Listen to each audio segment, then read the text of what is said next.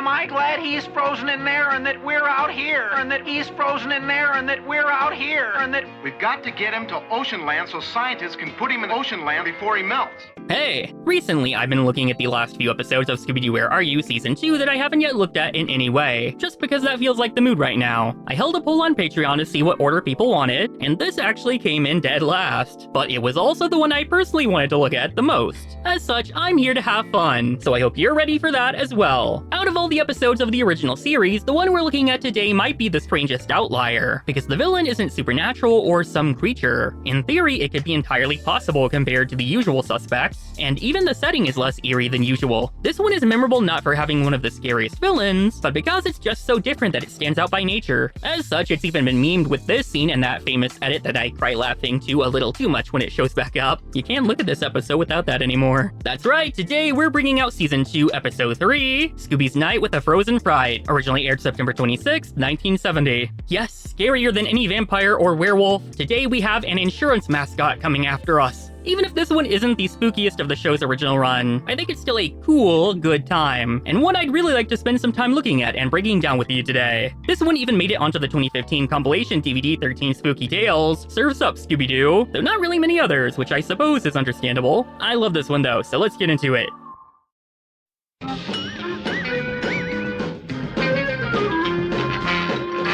Like many an episode, this one opens up on a dark and stormy night as a ship tries to stay afloat. On board appears to be an ancient caveman frozen in a block of ice that's tied down, but one of the ropes snaps from the pressure, followed by the others. The iced specimen goes sliding, breaking the rail and falling overboard as it washes out to sea. In another aspect that makes this episode truly stand out from the rest, we now meet the gang, not on a creepy dark island or such, but rather having a beach party and dancing in the middle of a bright sunny day. The boys meanwhile are fishing, Shaggy having no luck, but Scoob being very successful at fishing the hot dogs from their lunch basket. Now why didn't I think of that? If you can't beat 'em, join 'em. Velma asks Shaggy to dance, continuing the agenda to pair them up like the Creeper episode this season. Shaggy tries his hand one more time though, and seems to catch something strong and heavy as he's pulled forward. Even Scooby can't save him, love them running face first into this tree as Shaggy is pulled upward before finally flung back. Coming up from the water, Shaggy somehow managed to hook the caveman from before, which officially makes this, for me, the most out there episode of the original run. Everyone gathers round to take it in, and Velma remembers reading about this in the newspaper, scientists having found this 2-million-year-old caveman in the Arctic, and a research vessel was taking him to ocean land to study him when he was lost overboard, as we saw. Am I glad he's frozen in there and that we're out here?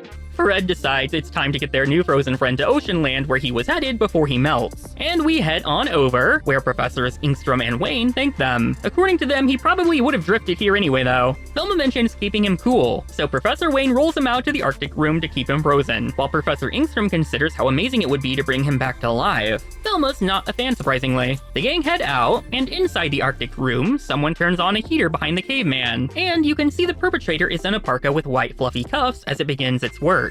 Professor Ingstrom heads out for the night, while Professor Wayne, in his parka with white fluffy cuffs, stays to work a little longer. Professor Ingstrom seems especially suspect, seeming to make up a lie for why he needs to leave already. And back over to the caveman, the ice is already heavily melting. The gang by this time are relaxing at a malt shop, and it looks like they just about ate everything in the place. Suddenly, eating the last ice cube because he's greedy, Shaggy realizes he left his rod and reel at Ocean Land earlier, so Fred offers to try back and get it since it's not too late yet. They find the place a lot spookier in the dark, and nobody seems to be around inside. But then they notice the door to the Arctic room seems like it's been torn off its hinges, so they head in to look, Scooby having to be dragged. Jumping Jolly Beans! Everything inside looks torn apart, and Scooby finds Professor Ingstrom's parka that, in the next shot, magically turns correctly into Professor Wayne's parka with white fluffy cuffs, suggesting poor Professor Wayne has met foul play if it's all torn up. How do they know it's his, though? He was in a white lab coat when they met before. Are they close with him and know he frequently wears that parka? Scooby then sees the worst thing you can see right now. That block of ice that had the caveman inside is now melted, and no caveman in sight. With it looking like he came to life, Shaggy decides to call the sheriff, but the phone caveman's cord has been cut, and it wouldn't be much use anyway. His mouth disappeared. Looking closer, they see the heater and realize someone must have wanted to bring him back to life, making this a mystery. They find footprints as they look around, bigger than even Shaggy's big feet. So Shaggy yet again has to pick up Scoob to force him to sniff the scent. They follow them to the edge of the dock, and Professor Ingstrom is out there doing something odd with equipment, going back and forth with a dolphin. So once again, it's up to Scooby to investigate. Like you're the only Scooby around here. Thank goodness. He does a decent job of sneaking for a while, until his tail gets nabbed and he shrieks, having to hide. It must have been the wind. He tries to move forward, but steps into pails that clang as he shrieks even louder, so the professor is definitely onto him now, running off with whatever he was doing. They rescue their doggy detective, and decide the professor is looking very suspicious, so they decide to look in the shack he went into. Inside, however, is the living caveman, and he's not happy. Thankfully, good old Velma is around to pick the others up and run away with them, except their clearance doesn't last all the way to the exit, so the boys fall off while the prehistoric brute runs right for them. They rush to hide, so the caveman looks around, finding nothing in this room as the trio cling to the back of the door together. Love that for them. As the caveman continues to look, he spots the obvious dog tail, the two chickens hiding behind this curtain, so he tries stepping on the appendage, which rolls back up and over. He sneaks up and gets it good, so Shaggy immediately gets a paper bag for Scooby to scream into so it doesn't confirm their presence. He then hands it over to the caveman to open. That just pissed the guy off, understandably, making the chase back on. The trio wonder where the boys are, Velma assuming they're safe, cut to them having to run into the seal area to escape. You'd have to be a caveman to see the real thing and then these two side by side and believe them. Maybe even being a caveman won't do it. They have to start doing tricks to blend in, and he still smashes and almost gets them. Then the actual seals start bouncing them back and forth until they land on the tail of a whale that takes them for a ride. Ocean land having a whale is kinda crazy. The good news is it tosses them into the air, so the others finally see where they are. The bad news is they fly through the air further, having a rough landing in the trash. They've experienced worse though.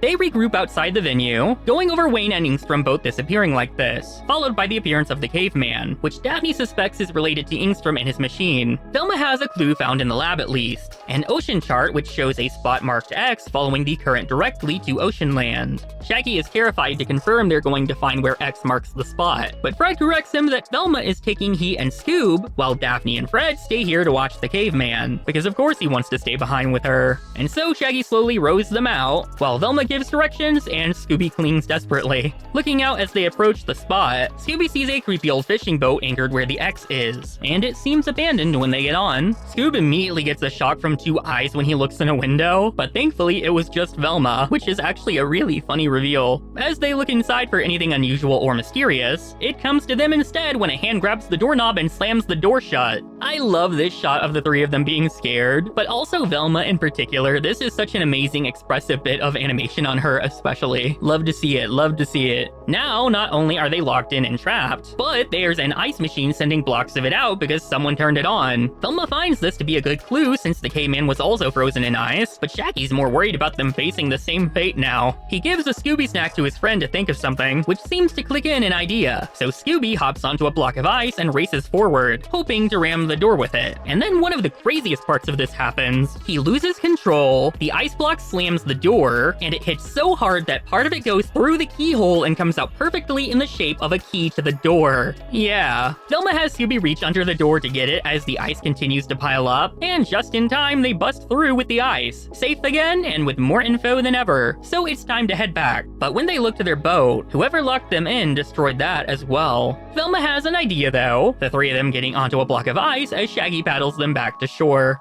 This is no time to get cold feet. It's not cold feet I'm worrying about. Back at Ocean Land, everyone catches each other up, with a lot of clues that don't yet add up, so Velma figures they need to catch the caveman to tie them together. So Fred begins yet another one of his traps. The boys dressed up as fishy bait so the caveman will chase them through the doorway. From there, the others will just drop the net on him, and for once, it seems simple enough. And here comes the Fright, so they get to work, Scooby ramming him where he's probably never been rammed before, so now he's really pissed and on the chase. Now see, I want to know why Daphne would do this. She heard them coming and leans over, but clearly too far over. Why did she do that? And she of course is holding on to Velma, who grabs Fred. So now thanks to Daphne, literally everyone falls. They land on the boys, and the net captures them instead. Maybe the worst outcome of a trap for one that should have been the easiest. Thanks, Daphne. Danger-prone Daphne did it again. The caveman is not stopping for that, though, so they have to throw the net off and run, initiating the chase song that Season 2 loved to do in all but one episode. The but one is talked about in the video before this one, by the way. This chase song, however, is 7 days a week, as the gang hide in the water and run across the whale. 7 days a week now. 7 days a week. You've even got me talking in my sleep.